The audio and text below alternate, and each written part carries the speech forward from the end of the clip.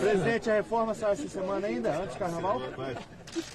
Pretendo encaminhar o mais rápido possível. Qual que é a pauta do seu encontro com os índios? Vocês vão tomar conhecimento, é o projeto.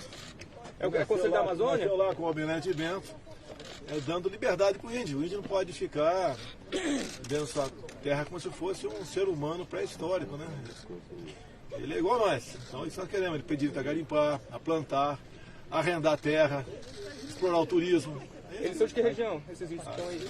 Tem 31 etnias, se não me engano. Tem muita resistência, né, presidente? Resistência de quem? Do presidente Da imprensa e de ambientalistas?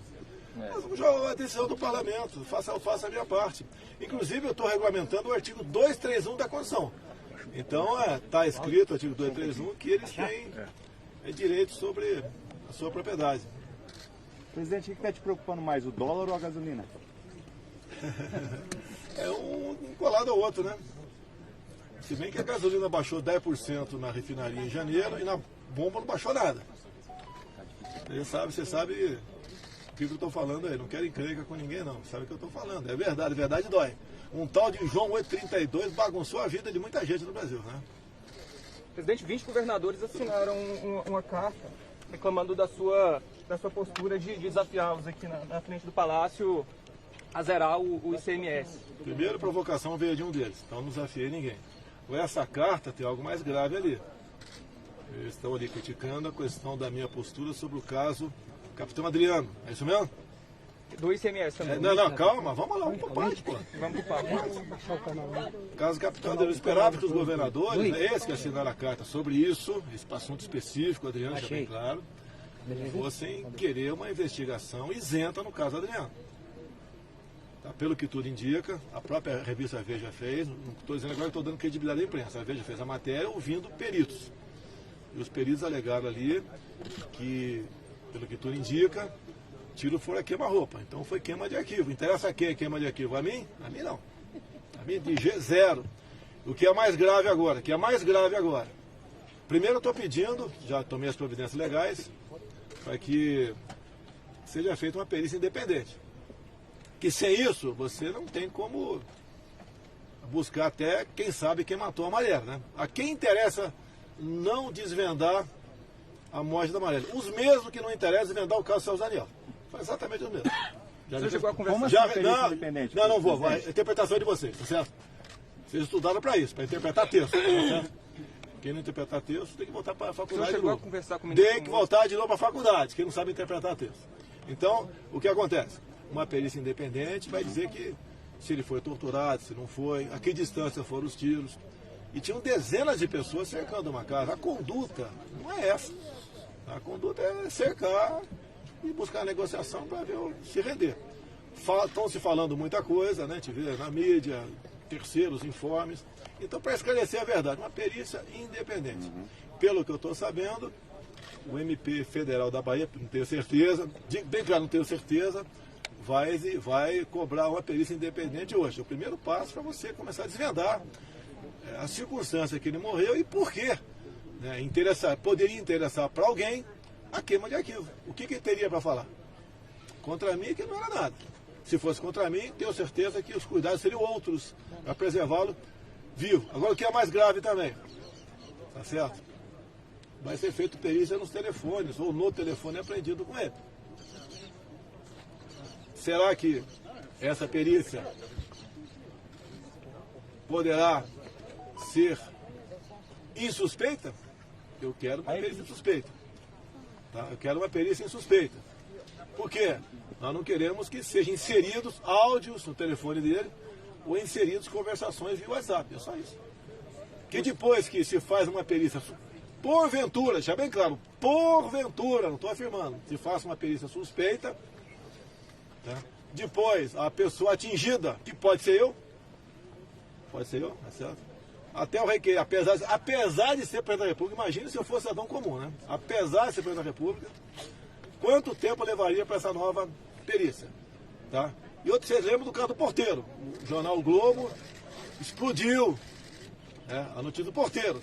Depois foi levantado que eu não estava lá. Era quarta-feira, 14 de março, em Brasília. Depois o telefonema viram que não foi para minha casa, foi para outra casa. Depois viram também que a voz não é do porteiro. E tem mais uma em primeira mão para vocês, fica na primeira mão que vocês já falei ontem, vocês não publicaram nada. Falaram que meu filho namorava a filha do miliciano. Tem um depoimento do Feliciano, do miliciano, dizendo que a filha dele nunca namorou meu filho, que na época tinha 19, 20 anos de idade, porque ela sempre viveu nos Estados Unidos. Então fica o tempo todo tentando me vincular um caso, né? Por coincidência, das 150 casas, uma casa era dentro da Barra da Tijuca. Falta me associar um cara da Lava Jato também, porque no meu condomínio, até há pouco tempo, tinha um cara que andava com a tornozeleira eletrônica por ter sido pego na Lava Jato. Falta me associar a esse cara também. E também tem uma pessoa lá que foi presa um tempo atrás por tráfico e interação de drogas. Está me faltando me associar a esse cara também, porque morava no meu condomínio. Mais alguma coisa sobre esse caso aí? O senhor chegou a conversar com o ministro Moro sobre a federalização da morte do Adriano? Olha, se federalizar, o que acontece? Ele está na sinuca de bico. Né? Alguns podem achar que ao federalizar, trazer para a Polícia Federal, teria alguma participação, alguma influência no destino da investigação. Zero. Se o Moro achar que deve federalizar, a decisão é dele. Eu não vou falar para ele não ou sim, a decisão é dele. Mas o melhor seria federalizar, né, presidente? Melhor seria federalizar. Olha, as investigações conduzidas pela Polícia Civil do Rio de Janeiro, a começar no caso Porteiro, você já vê que está contaminado. Por exemplo, agora diz que a voz é do Porteiro. Foi feita alguma nova investigação sobre o Porteiro? Não foi. Então precisa, em federalizando, teria como ir para cima do Porteiro. Vai ter que falar o que aconteceu contigo. É porque você falou isso. E ele falou, depois desmentiu o que falou, depois desmentiu de novo. Tá assim o negócio. Eu quero saber quem mandou matar a Marielle. Sem problema nenhum. Assim como quero saber quem matou o Celso Daniel. Assim como todo mundo quer saber quem mandou matar um tal de Jair Bolsonaro. Por coincidência, esse aí tá daquele por jeito, coincidência, o cara que me esfaqueou Isso aí a imprensa fala todo dia. foi filiado ao PSOL até pouco tempo. Tá entendendo? Essas são as verdades aí que tem que ser colocadas para fora. E não é difícil colocar para fora. O caso Porteiro, o Porteiro pode ter sido uma pessoa ali usada, uma pessoa humilde, usada para ajudar a encobrir um crime, a lançar fumaça no negócio. Agora é impressionante que eu não vejo a esquerda falando que quer uma perícia isenta. Nunca ouvi a esquerda falando, vamos apurar Celso Daniel, vamos apurar Toninho do PT. Nada. Vamos apurar o colega de vocês, o Santiago, boto com o Rojão lá na Central do Brasil. E tão logo, lógico, aquele fato ali, os caras foram detidos no momento, apareceram advogados de esquerda para defender os caras. 2 advogados imediatamente foram defender o cara, igual ao meu caso, foram 3 ou 4. Um foi de avião particular para Juiz de Fora, para defender o Adélio. É muita humanidade no coração dessa gente da esquerda. Presidente, o ministro Braga Neto pode ajudar em alguma coisa, já que ele foi no Rio, teve a missão experiência, dele, a missão dele foi... civil, ele vai ter uma ascendência, uma coordenação do trabalho do Ministério, tem uma passagem de praticamente 1 ano como interventor do Rio de Janeiro, deve saber de muita coisa. Se ele quiser colaborar, se tiver colaborar, ele procura um Moro, se não bem, ele conversa com ele. Eu não quero interferir, não vou interferir em nada, é verdade. Ele pergunta, é lógico. Ele pergunta, qual interesse eu teria em matar a Marielle? Qual interesse? Inclusive no depoimento desse cara lá da Barra da Tijuca, que morava lá 3, 4 casas da minha, o Lessa, né? Começa falando de que ele ouviu dizer lá, né? O interesse do Fábio em eliminar a Marielle, olha só, hein? Por questão eleitoral, porque iam disputar o Senado. Olha, o voto do PSOL jamais virá para mim, para o meu filho, jamais, 0. Assim como os meus jamais irão para o PSOL. Então não existe isso, que fico inventando teses para cada vez mais tentar desgastar. E olha a jornalista da Folha de São Paulo, tem mais um vídeo dela aí. Eu não vou falar aqui que tem senhora aqui do lado. Ela falou, eu sou a tratado do PT, tá certo? E o depoimento do River, né? Hans River, foi final de 2018 para o Ministério Público. Ele diz do assédio da jornalista dele. Ela queria um furo Ela queria dar um furo, tá? A qualquer preço contra mim.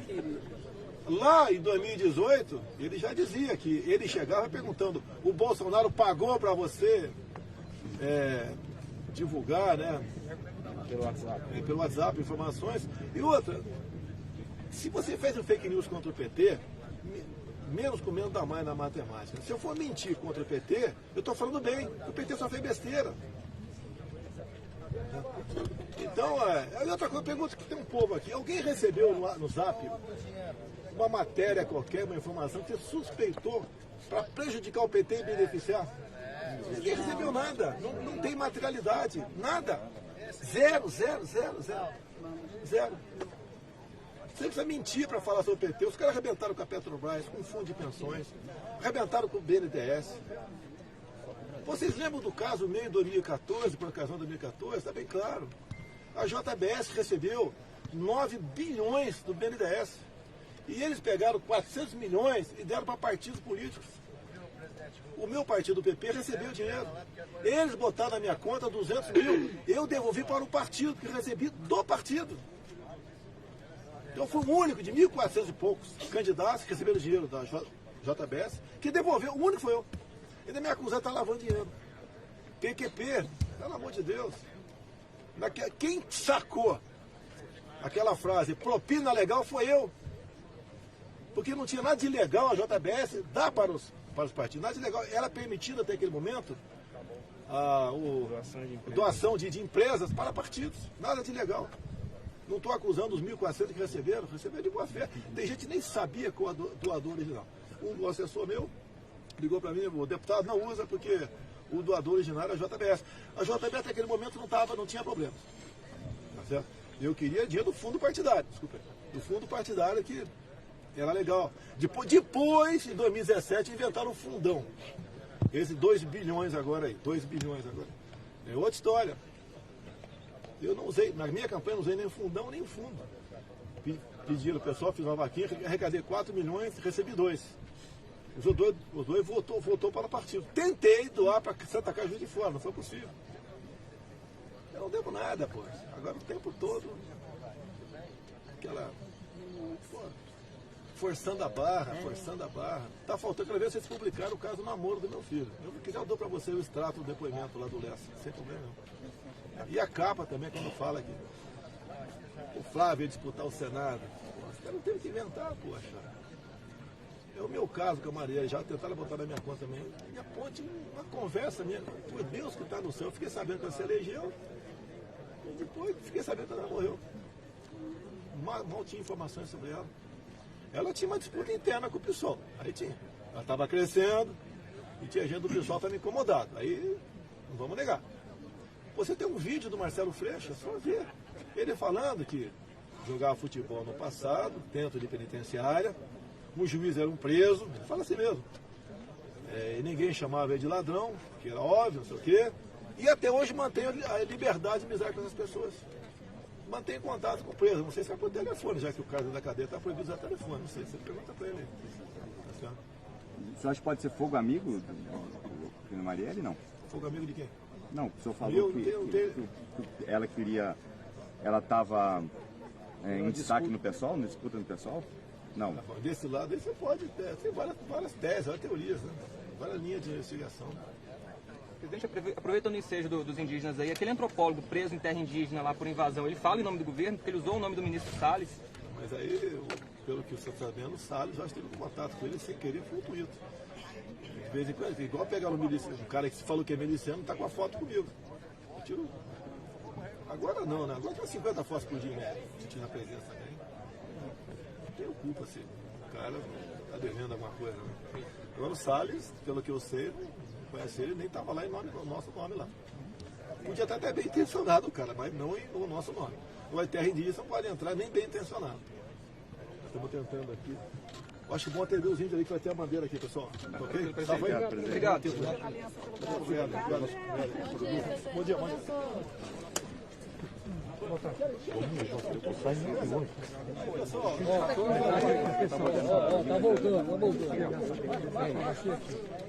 É uma oportunidade ímpar para continuar mais. Nós temos aqui liderança indígena. 23 lideranças. Que querem usar a sua terra, exemplo que o fazendeiro do lado usa dele. Mas está aqui, presidente. Eles querem garimpar, se for o caso, plantar, arrendar terra, explorar o turismo, criar boi. Eles querem isso aí, são seres humanos iguaizinhos a nós. O projeto já está na Câmara e vamos ouvi-los aqui em alguma coisa. Arnaldo está lá nos Parecis plantando soja, presidente. Vamos lá. Meu nome é Arnaldo Parecis, sou da etnia Parecis lá de Mato Grosso. Estou aqui juntamente com lideranças de várias partes do Brasil. Somos mais de 20 lideranças.